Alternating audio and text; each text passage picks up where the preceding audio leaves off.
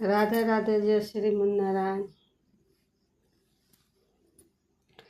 पूजनवा काला तुलसी के मिली है भगवान हो। सुमिरनवा काला तुलसी के मिली है भगवान हो। पूजनवा काला तुलसी के तुलसी है पूजी सीता पवली श्री राम के।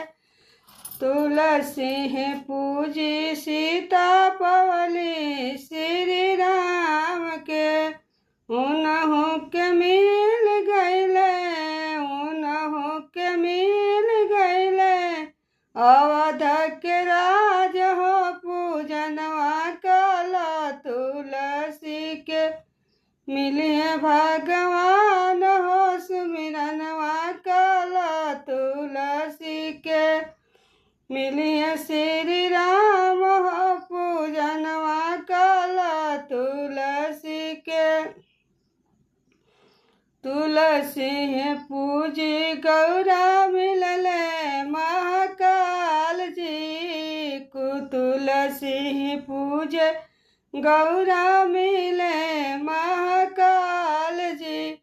तुलसी पूजी गौरा बरवा मिले महाकाल जी।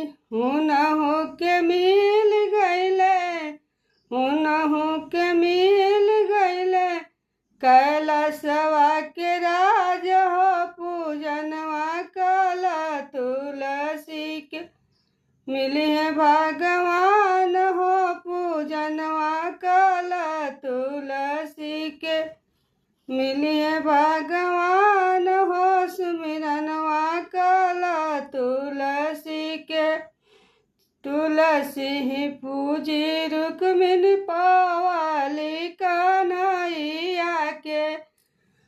तुलसी पूजी रुक्मिणी बरवा पौली कन्हैया के।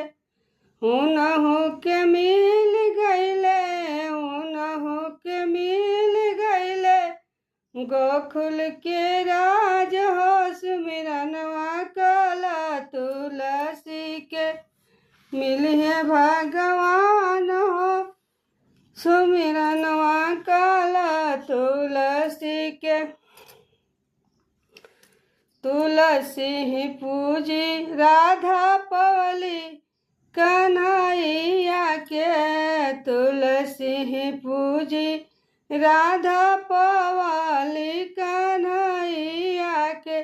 उनहु के मिल गईले, उनहु के मिल गईले कन्हैया के राज। उनहु के मिल गईले हृदय में बास हो। सुमिरनवा काला तुलसी के मिलिए श्री राम हो। सुमिरनवा काला तुलसी के मिलिए भगवान हो। पूजनवा काला तुलसी के तुलसी पूजी रिद्धि सिद्धि पवली गणपति के। तुलसी पूजी रिद्धि सिद्धि पवली गणपति के। उनहु के मिल गईले, उनहु के मिल गईले स्वर्ग के राज हो। सुमिरनवा काला तुलसी के मिलिए भगवान हो। पूजनवा काला तुलसी के मिलिए भगवान हो। सुमिरनवा काला तुलसी के। जय हो तुलसी मैया।